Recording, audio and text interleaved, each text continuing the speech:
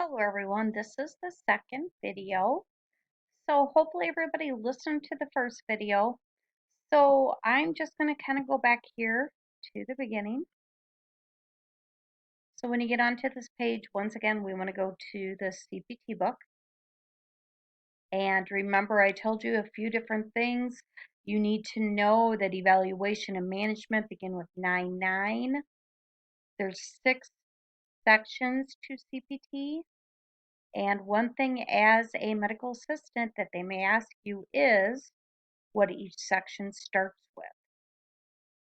So on that note, the next thing I want you to learn is how to read a CPT code.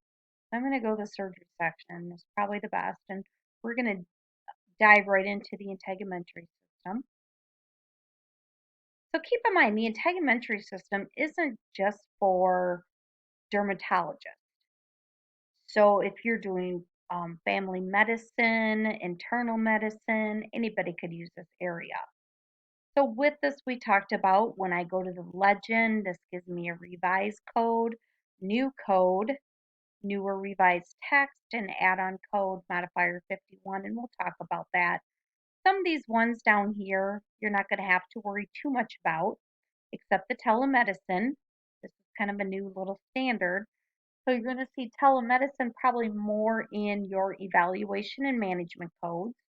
So let's go back to that section and see if we can go ahead and pick up some telemedicine codes. I am going to go here. So once again, if I hit legend and I see that, that means this code is revised.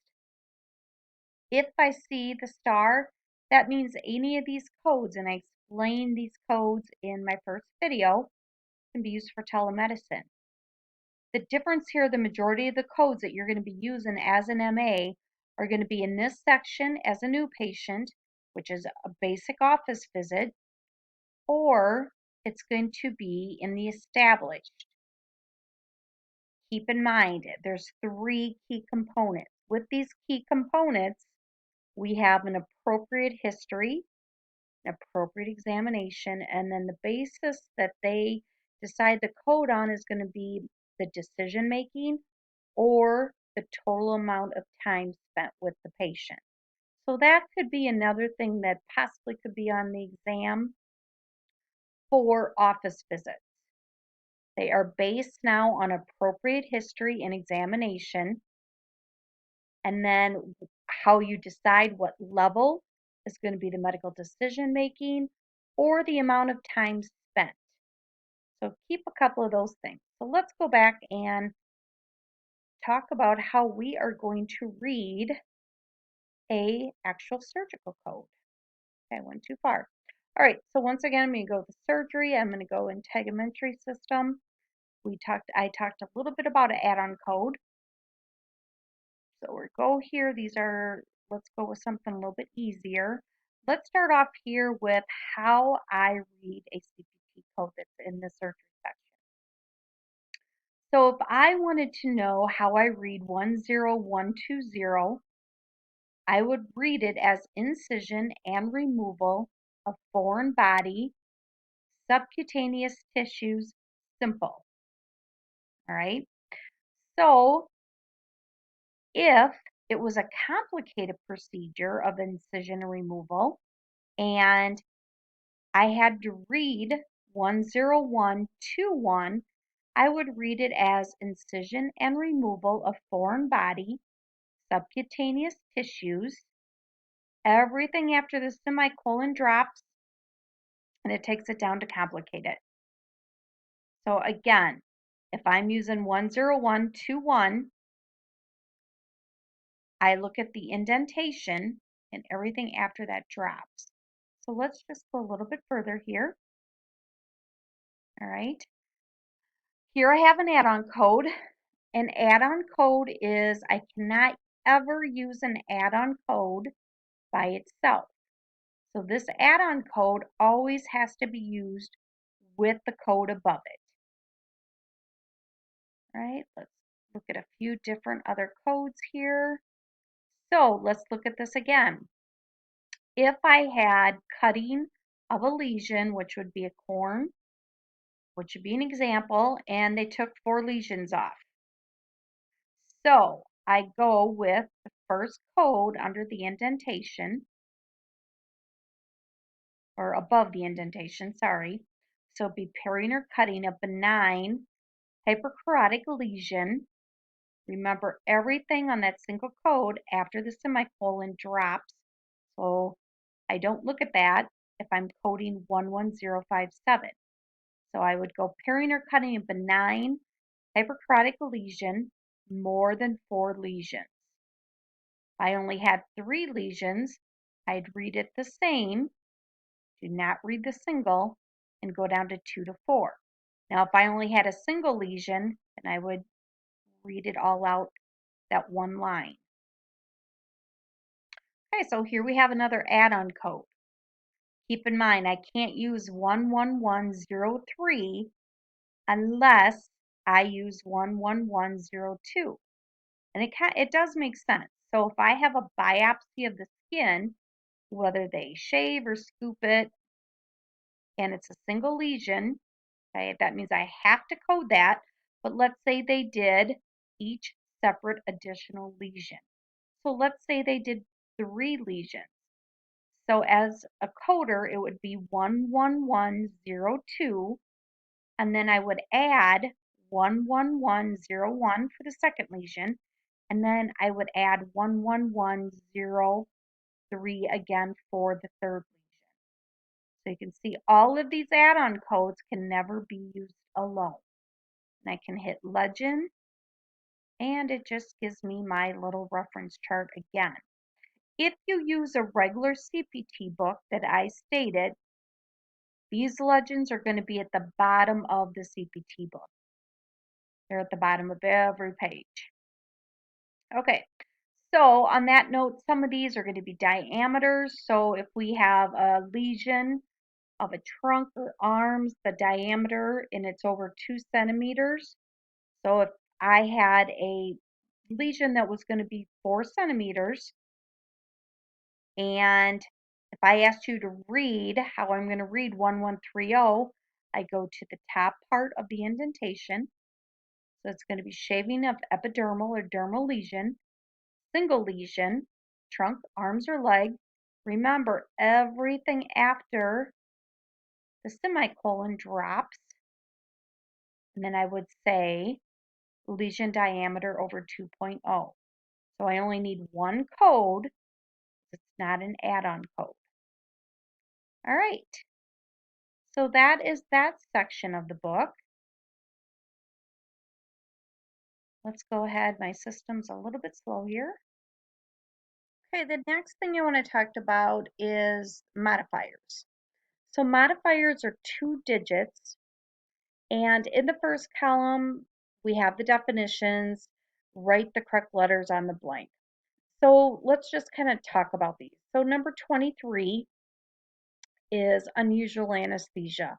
Not often as are you going to use this in a doctor's office. You could if you possibly had to put more anesthesia than the patient needed. So what you would do, you would add it to the CPT code. So let's just pull it up here. Let's say that they were taking a lesion off. I'm going back to dermatology again. They were taking a lesion off, and the patient, was feeling it, didn't have a good tolerance. So they had to use more anesthesia. So as a coder, I would use 10035 dash 23. That's how you write those out. You do dash after the 5 numbers, and then you put the modifier. Now keep in mind, modifiers just give more explanation to the CPT code. So with my coders, I always tell them it gets codes paid. Okay, is probably the best way to put it. So if I have multiple procedures done at one time, so if you're working in musculoskeletal and they do multiple procedures, every CPT code has a price. Okay, So usually what they do, they start off with that first procedure at 100%, and then every procedure they do after that first one, they're going to put a 51, which is multiple procedures, and then the insurance company knows, hey, they did it all this at one sitting, so we're not going to charge, they're only going to get charged 50% for each multiple procedure. And this could be for various lesions on the body, going back to integumentary. Trying to keep a lot of these procedures really simplified for you. We have decision for surgery. Let's say you're working for cardiology in the cardiology unit at a clinic, and the cardiologist says, hey, this is the first time I've seen this patient, and we need them to get over to the hospital to the cath lab. So at that point, remember when I talked about the global? That normally wouldn't get paid because it's part of that global procedure. But you know what? The doctor says, hey, this is the first time I've seen this patient. I want to get paid. So they would put a 57 modifier on the E&M, which is going to be a 9,000 code, so that E&M gets paid and it doesn't bundle into a global procedure. Okay, we have a professional component, which is 26, modifier 26. That means all that doctor did was possibly read a report. Okay, there's also a TC, which is technical component. What that is, the doctor would actually, so let's say we have a code of EKG, which is a 93000. So everybody hopefully knows what an EKG is for the heart. And let's say we're again at a small clinic and the physician says this patient needs to go over to the hospital to have an EKG done. So the hospital wants to get paid for the technical component for having that EKG machine. And the doctor says, I want to get paid for reading the report. So what happens here is 93000 hyphen 26 is what the doctor's going to send into the insurance company.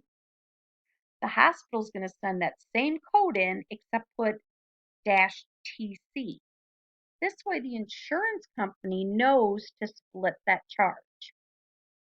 Okay, so again, modifiers just help the insurance company know if something extra is being done, if we have multiple increased procedural service, or something unusual done.